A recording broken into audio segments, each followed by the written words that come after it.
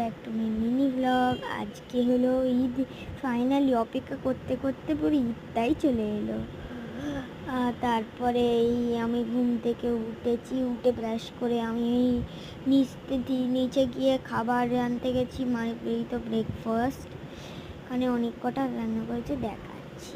সে ফার্স্টে করেছে চালের রুটি, তারপর চিকেন, তারপরে এখানে সিমুই, তারপরে তা খুব ভালো রান্না করে।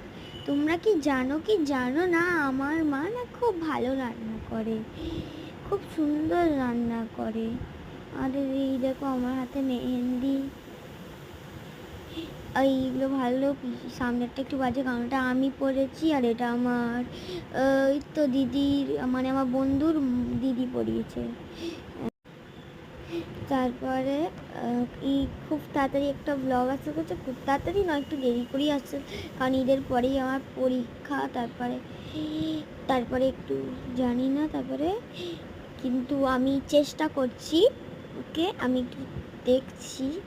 তো তোমরা একটু অপেক্ষা করো, দাঁড়াও, আমি চেষ্টা করছি, যদি আমি পাঠাতে পারি নাহলে আমি বলি।